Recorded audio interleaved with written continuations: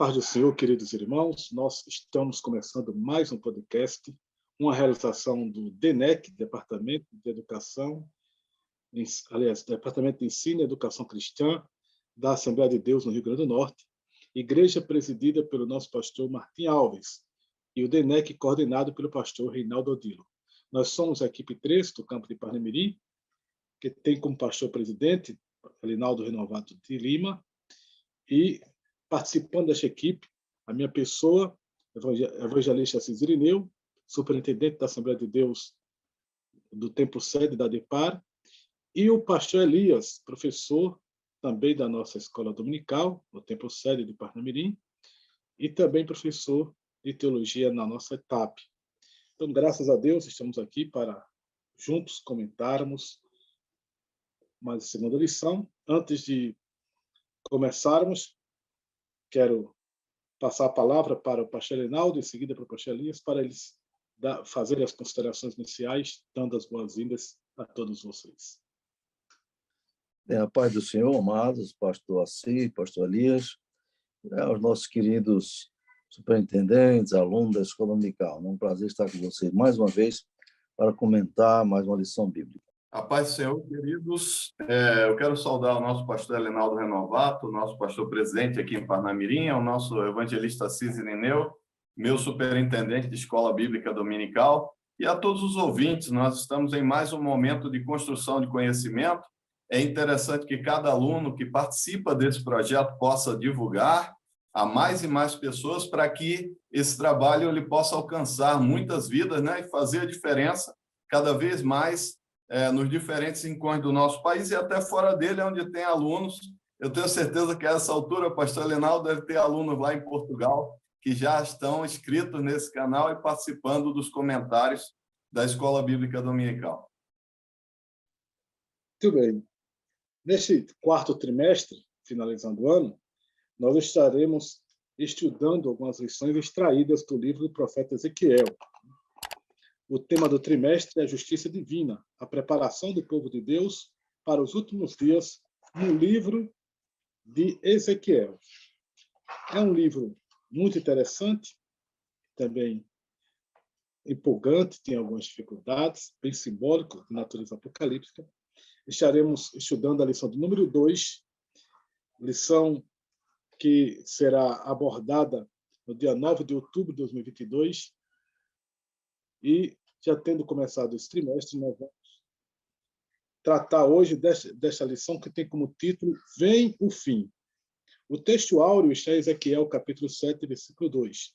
Diz assim: E tu, ó filho do homem, assim diz o Senhor Jeová acerca da terra de Israel. Vem o fim vem sobre os 4 cantos da terra. A verdade prática diz: o atalaia de Deus soa o alarme do iminente perigo, anuncia que o inevitável juízo divino se aproxima.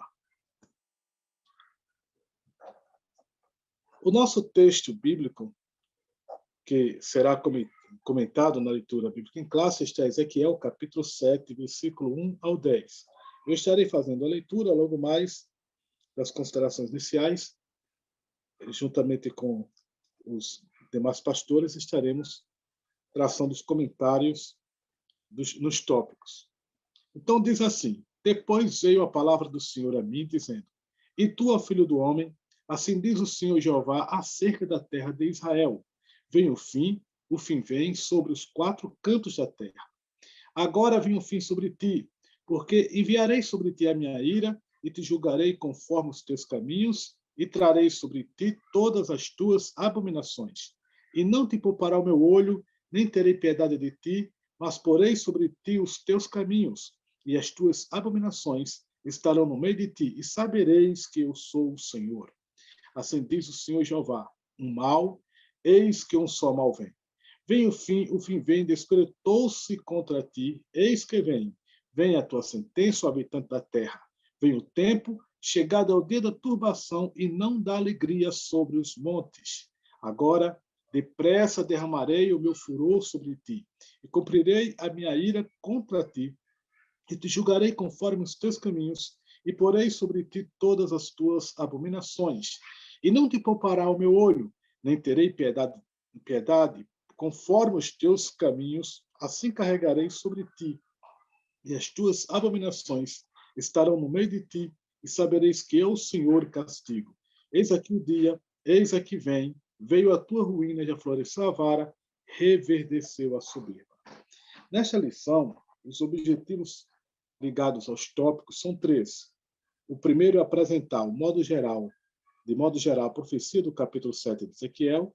O segundo, enfatizar o sentido, as expressões repetidas sobre o fim e repetição da sentença. E o terceiro é identificar o inimigo que servirá como instrumento do juízo divino.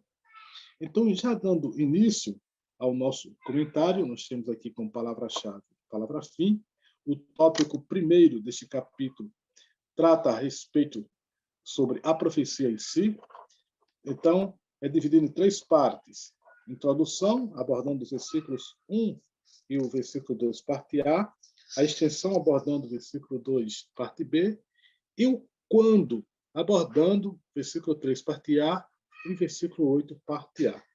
Sobre este tópico, com o nosso pastor Elinaldo, queremos ouvir o seu comentário. Tópico 1, né? Bem, o tópico 1 da nossa lição, como já foi dada a introdução pelo pastor Assis, o livro de Ezequiel é um livro bem interessante, é um livro profético, não é? Que tem revelações de grande profundidade em termos espirituais, primeiramente para o povo de Israel, mas também as suas revelações, ele como Atalai de Israel, são aqui e ali extensivas à realidade espiritual do mundo, não é? A realidade espiritual do mundo. Então, sobre o meu tópico, sobre a profecia, o comentarista diz que a Ezequiel introduz a profecia com a forma usual dos profetas de Israel. Veio a palavra do Senhor a mim. Ou então, assim diz o Senhor Jeová.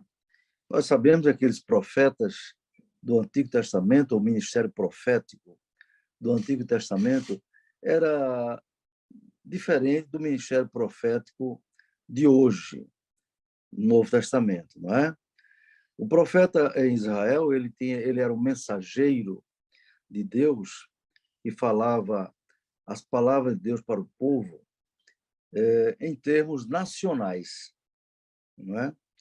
Então, o profeta Ezequiel, como Isaías, Jeremias, eles não falavam para uma cidade apenas, falavam para todo Israel. Na lição de hoje, vemos que ele fala mais para Jerusalém, para Judá, mas é extensiva a toda a terra de Israel e, de certa forma, também se extrai lições para os tempos presentes, não é? Então, era uma comunicação divina, não é? Inconfundível, a profecia, não é verdade? Mostrando, então, que a vontade de Deus para aquele povo. Um segundo subtópico é a extensão da profecia. A palavra hebraica, não é?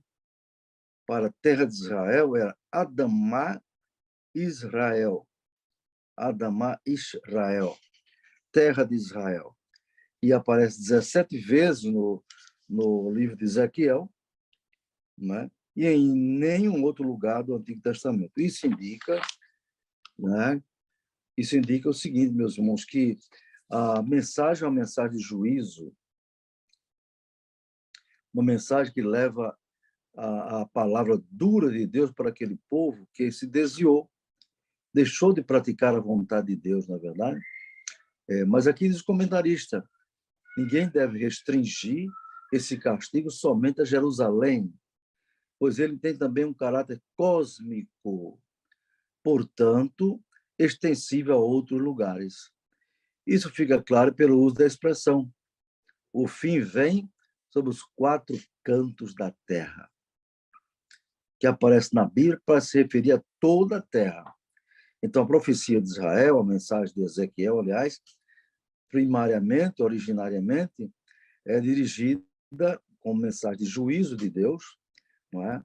para o povo de Israel, para a terra de Israel, mas ela também tem significado e aplicação para os dias atuais, para todos os povos da terra.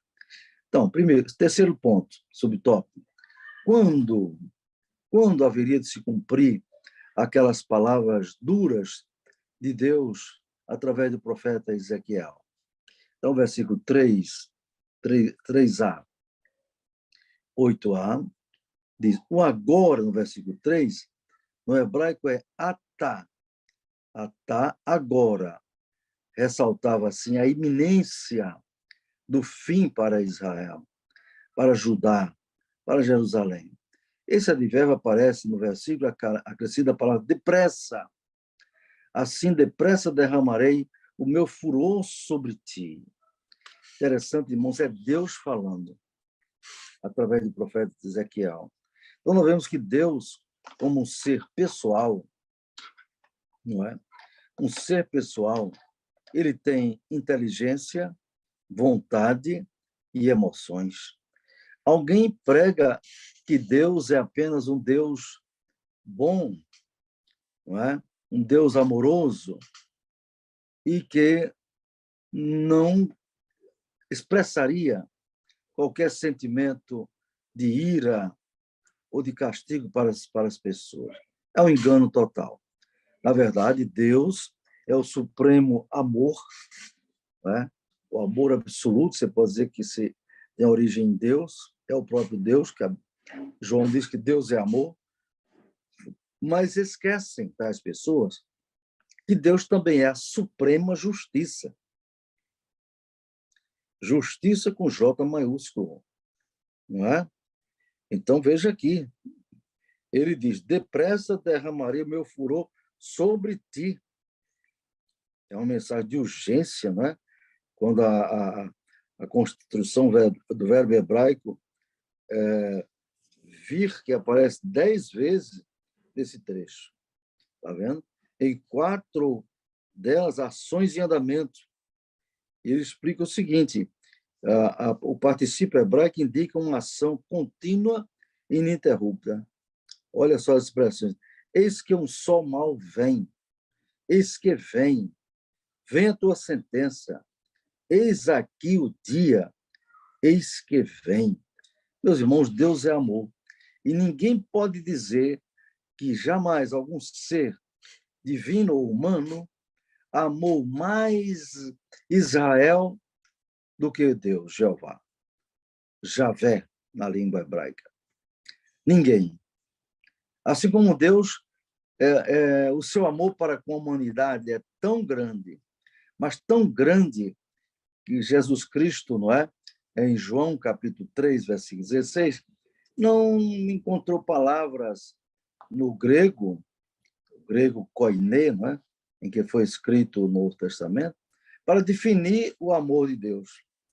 Pois ele diz em João 3,16, porque Deus amou o mundo, quer dizer, a humanidade, de tal maneira, veja só, ele não diz grandemente, poderosamente, maravilhosamente, podia ter usado o advérbio de modo, mas ele diz de tal maneira, ou seja, de uma maneira que ele não definiu, que está além da compreensão humana, não é? Deus amou o mundo de tal maneira que deu, não trocou, não vendeu, não negociou. Ele deu o seu Filho unigênito, que é Jesus, para que todo aquele que nele crê, todo aquele é qualquer um, não pereça, mas tenha a vida eterna. Assim, o mesmo Deus que é suprema justiça, supremo amor, suprema bondade, suprema misericórdia, é o Deus do supremo juízo, da suprema justiça. Então, esse é o meu resumo sobre o item utópico, não é? Número 1 da nossa lição. Muito bem. Já feito o resumo do tópico primeiro, o nosso objetivo seria apresentar, de modo geral, essa profecia do capítulo 7. Nosso pastor já abordou, né? E no tópico segundo, o profeta traz abordagem sobre o fim. O comentarista traz abordagem sobre o fim título é Sobre o Fim. E aí ele dá continuidade, falando no subtópico 1, sobre o sentido do termo fim, expressões repetidas sobre o fim e a repetição da sentença, que ocorre nos versículos 4 e 9. Comentando este tópico, convido nosso pastor Elias para trazer a abordagem do tópico 2. Meus queridos, é interessante, nós estudamos no domingo passado, né, a questão de Ezequiel como atalaia, e esse termo atalaia é muito interessante a ser rebuscado nessa lição, porque ele fala sobre o sentinela, aquele que estava em cima do muro e dava sinal de aproximação de perigo, ele dá o alerta.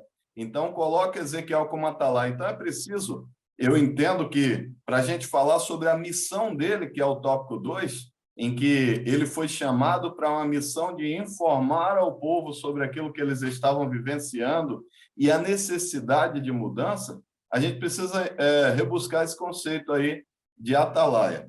E quando a gente olha aqui no livro de Ezequiel, e é interessante que o professor leia sobre esse livro, leia esse livro, pelo menos aí o capítulo 2 e 3, entenda o contexto do chamado, porque a gente vai ver já no capítulo 2, no versículo 1, quando Deus fala com Ezequiel e manda ele se colocar de pé e ele falaria com ele. É interessante essa questão do chamado, da postura que ele coloca, né, do nosso posicionamento diante do chamado. E aí o Espírito coloca ele de pé e quando isso acontece, nós vemos já no versículo seguinte, ele começa a ouvir o que falava. E aí é interessante que ele diz que ia enviar Ezequiel a um povo de semblante duro, obstinado. Veja bem que é nesse contexto que a gente vai trabalhar o tópico 2, que Deus não estava mandando ele para um povo que estava altamente receptivo. Mas há uma preparação. Além do Espírito que coloca ele de pé, além de ouvir a voz do Senhor, ele também traz a questão muito importante de ele dizer assim, abre a tua boca e come o rolo. Então, ali estava toda a mensagem que ele iria absorver dentro daquilo ali.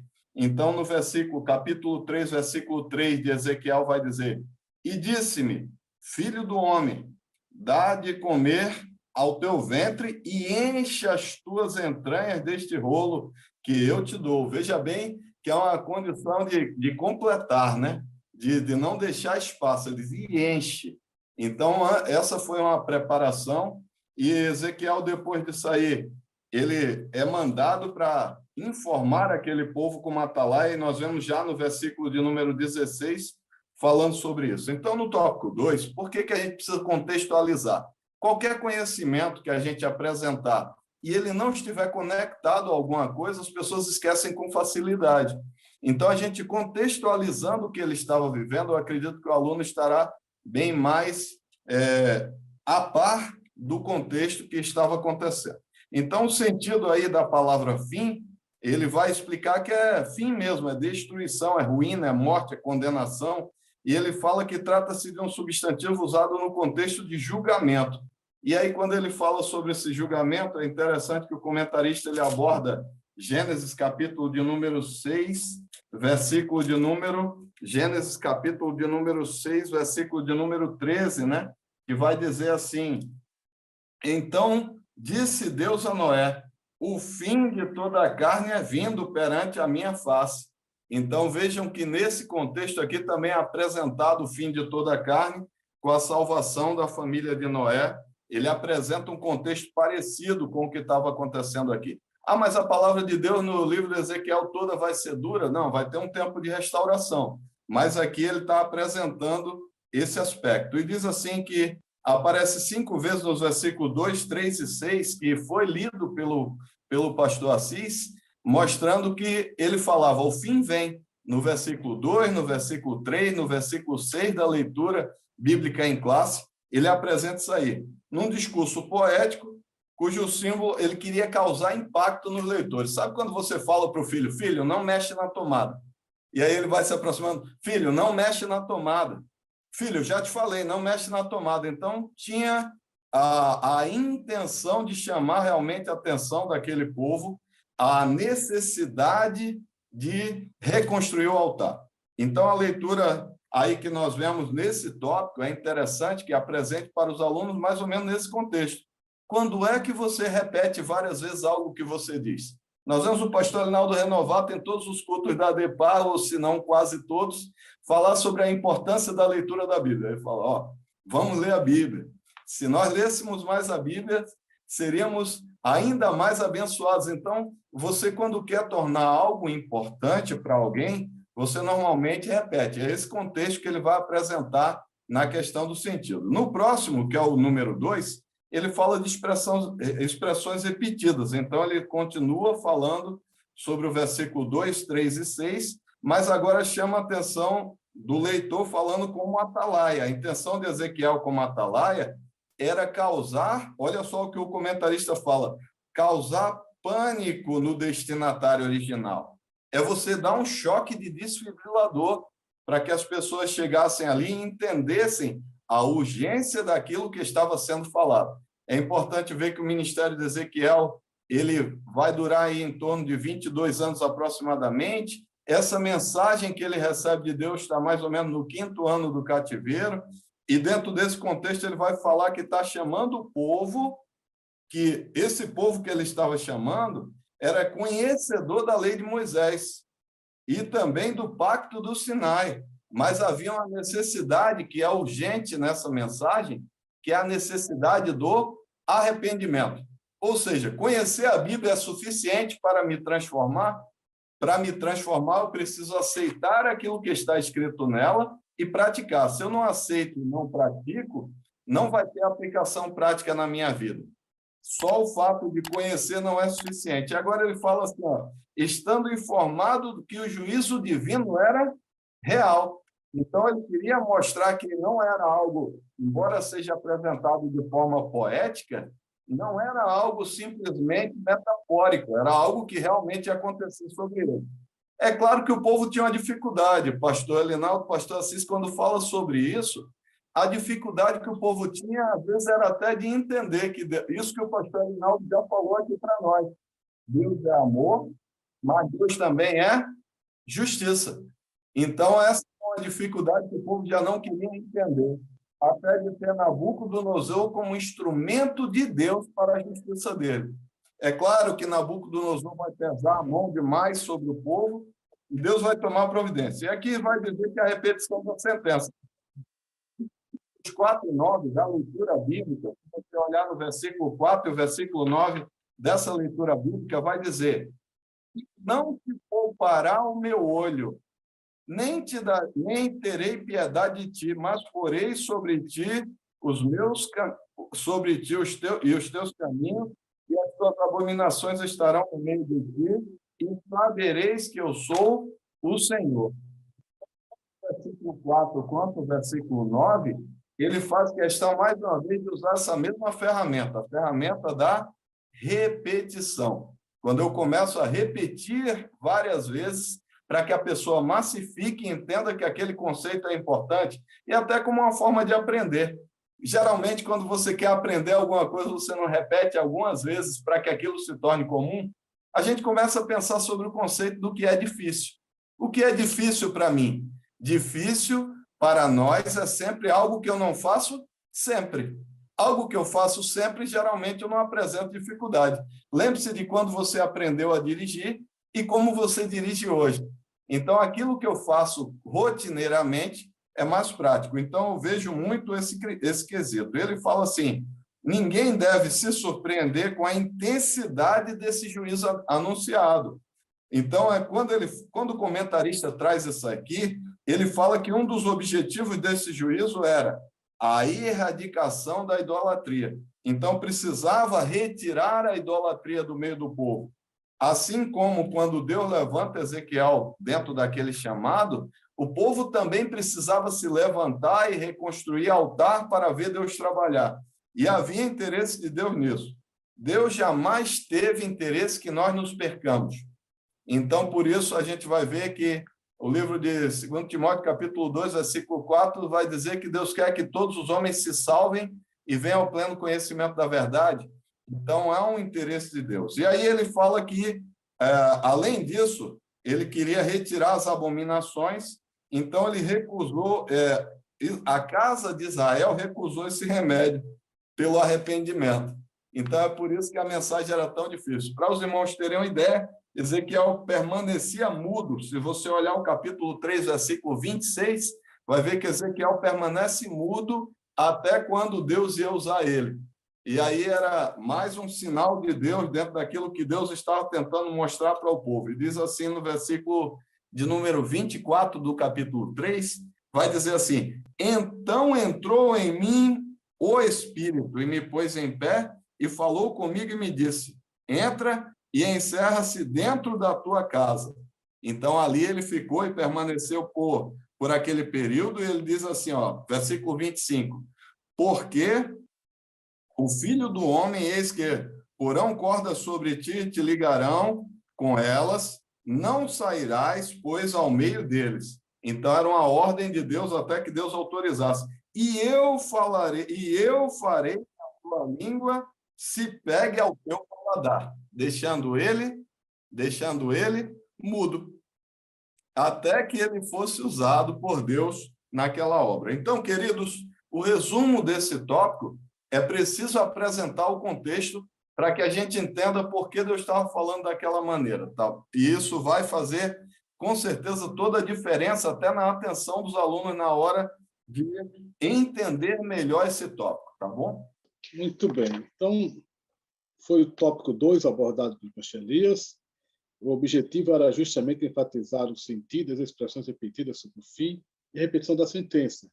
E agora, no tópico 3º, que nós temos como objetivo identificar o inimigo, que servirá como instrumento do juízo divino, trata sobre o inimigo.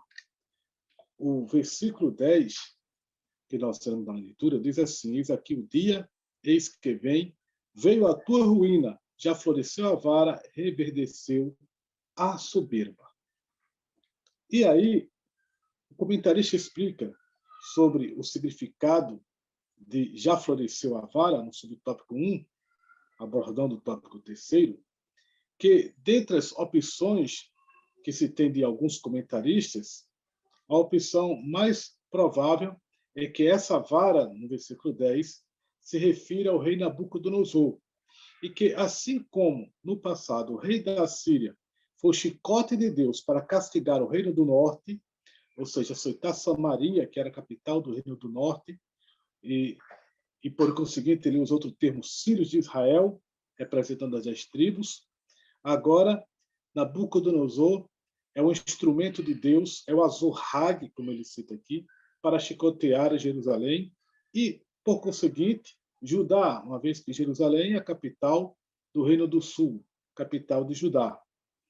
Ele também explica, quando ele vai tratar sobre reverdeceu a soberba, na parte B do versículo 10, do capítulo 7, ele explica que o rei Nabucodonosor havia extrapolado os limites e foi cruel na aplicação dos castigos. Este seria o significado de reverdeceu a soberba. A soberba do rei fez com que ele ultrapassasse os limites daquilo que era o propósito de Deus em usá-lo como instrumento para castigar o seu povo. E aí ele destaca que ainda hoje os poderosos abusam da autoridade e cometem atrocidades. No subtópico 3, ele diz que o nome Nabucodonosor é de origem acádica. Na antiga língua da Mesopotâmia, Nabucodonosor, que significa Nabu protegeu minha herança. Nabu era um dos deuses da Babilônia e estava incluso no nome Nabucodonosor, como dando sentido de ele ser um instrumento de proteção da herança desse Deus lá na Babilônia. A forma que mais se aproxima do original do hebraico é Nebuchadnezzar, que aparece 30 vezes no Novo Testamento. Outra forma alternativa é Nebuchadnezzar, e no grego, José e a Septuaginta traduziram por Nabucodonosor. Isso são formas como ocorrem a pronúncia, tanto no hebraico como no grego. E aí ele destaca, por fim, que Nabucodonosor era filho de Nabopolassar, que reinou por 21 anos, do ano 625 ao ano 605, e foi durante o governo de Nabopolassar que, juntamente com Ciaxares da Média, eles derrotaram o imperador do Império da Assíria e se fortaleceram. Aí derrubaram a Síria caiu, Nínive caiu no ano 612, através dessa coalização de forças de Nabopolassar com Ciaxares, que era rei da Média, e Ciaxares terminou morrendo no ano 605, e, aliás, Nabopolassar morreu em 605 e Nabucodonosor assumiu, então, o reino. E aí reinou durante 43 anos até o ano 562. O último subtópico trata sobre a Babilônia. Eu quero pedir ao nosso pastor Linaldo para fazer o comentário deste último subtópico e ele mesmo também fazer o encerramento do comentário desta lição. Pois não, pastor Assis. Esse terceiro tópico é interessante porque naquela EBD em síntese, depois eu fiz um questionamento com o pastor Ezequias, o comentarista da lição. Porque aqui está dizendo que o nome Babilônia é também de origem acádica, Babi-Ili, portão de Deus.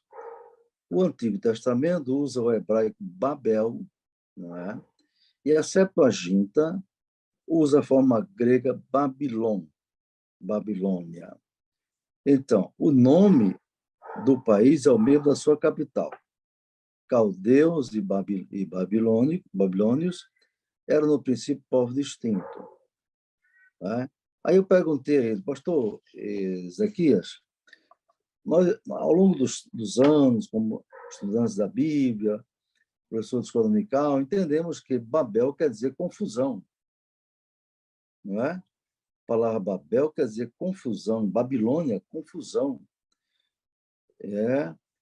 Então, aqui no comentário dele, ele não fez nenhuma referência a Babel como confusão. Porém, depois, na hora do almoço, ele disse, realmente, pastor Arnaldo, ele deu uma pesquisada, então, Babel, no hebraico, se refere à confusão, na verdade, porque Deus confundiu a língua de todos aqueles povos quando ele estava erguendo a Torre de Babel. Torre de Babel significaria Torre da Confusão. Foi o nome que foi dado àquela iniciativa frustrada, não é? Frustrada, porque Deus confundiu a língua de todos eles. Queria chamar a atenção para esse aspecto, não é? Então, ele fala também que a palavra Kasdu significa conquistadores. Era usada para identificar diversas tribos semitas que povoaram o norte do Golfo Pérsico, no sul da Babilônia, desde os dias de Abraão. Isaías fala de babilônios e caldeus, referindo-se aos mesmos impérios. Então, fica essa observação, que é bom os professores consultarem dicionário em hebraico, também dicionário grego, né? Eu tenho aqui na minha biblioteca, e conferir se, de fato, Babel quer dizer confusão, não é verdade? E não apenas portão de Deus, como diz Deus com D minúsculo, como diz o comentarista. Assim, meus amados, se veja que um livro como o livro de Ezequiel, escrito originariamente para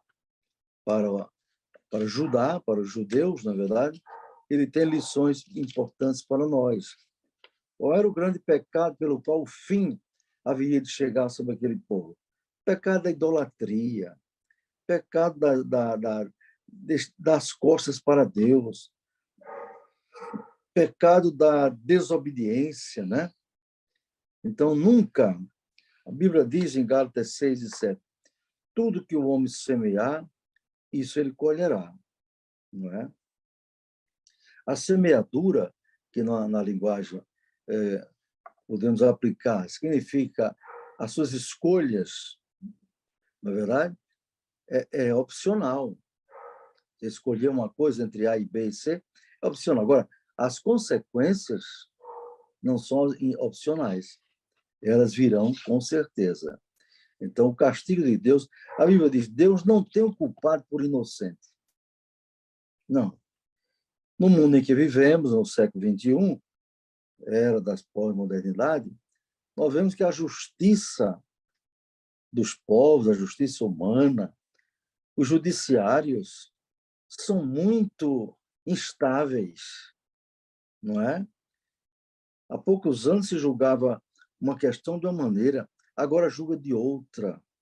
Eu fiquei abismado com o pastor Assis, o pastor Elias, quando vi o ministro do Supremo Tribunal Federal, Gilmar Mendes, dizer que a Constituição passa por uma transmutação informal. Isso é muito perigoso, quando você trata a lei de maneira informal, ou seja, a lei serve para tudo. Se é informal, não vale o que está escrito, vale o que os juízes, os ministros, pensam, interpretam de acordo com conveniências políticas, conveniências da época, etc. Mas a lei de Deus é diferente. Quando Deus falava com Jeremias, no capítulo 1 do seu livro, diz: "Que vê, Jeremias?" Jeremias diz: "Eu vejo uma amendoeira que floresce." Deus diz: "Viste bem, porque eu velo pela minha palavra para cumprir." A palavra de Deus, como se diz teologicamente, ela é inspirada, inerrante e infalível. É diferente das leis humanas. Jesus foi mais enfático quando ele disse: "Pode passar os céus e a terra, mas as minhas palavras não hão de passar." Então, quando Deus falou para Israel, acerca desse castigo, né, tem um detalhe: o fim só chegou mesmo porque eles não se arrependeram. E Deus mostrou muitas vezes que ele é misericordioso. Ele decretava um juízo, porém, se vos arrependerdes, não é? Eu também me arrependerei, dizia Deus muitas vezes. Então, que Deus nos abençoe e que possamos entender que o melhor caminho é o caminho da obediência a Deus. Por exemplo, há poucos dias eu recebi no WhatsApp uma mensagem de um rapaz que é homossexual. Então, ele dizia o seguinte, que ele deve ser de origem espírita, dizendo que aqui na Terra nós viemos aqui para espiar os nossos pecados aqui na Terra. Nós espiar. Depois eu respondi, não, meu filho, a Terra não é lugar de expiação, certo? A expiação é somente através do sangue de Jesus que foi derramado por nós na cruz do Calvário. Nós devemos amar e respeitar os homossexuais, como a todas as pessoas, mas não podemos aprovar de forma alguma sua maneira de viver, seu estilo de vida, porque a Bíblia reprova terrivelmente. Pois o mesmo Deus, que é o Deus de amor, não é? A Bíblia diz que ele também é fogo consumidor. E também está escrito: ai daqueles que coisa dura cair nas mãos, dura coisa cair nas mãos de Deus vivo. Está vendo? Deus é fogo consumidor. Então, que Deus nos ajude, nos guarde, que possamos passar para os alunos as explicações, análises corretas, para eles poderem crescer na graça e no conhecimento de Deus. Amém. Muito obrigado a todos, ao pastor Linaldo, ao pastor Elias, por estarem participando de mais um podcast. Eu convido o pastor Elias para fazer a oração final e o nosso pastor Linaldo para dar a bênção apostólica, encerrando esse momento. É sempre bom fazer uma errata, né? Conferindo aqui, a gente vem de um dia cheio de atividades, eu estou estudando muito para um concurso, acabo que já estou com o HD aqui meio fritado. Mas eu falei 2 Timóteo, capítulo 2, versículo 4, quando fala que Deus quer que todos os homens se salvem e venham ao pleno conhecimento da verdade. e, na verdade, é primeiro Timóteo, não segundo, mas eu já estou, depois de 10 horas de estudo, a gente vai ficando já desgastado. Mas vamos orar, queridos, agradecendo a Deus.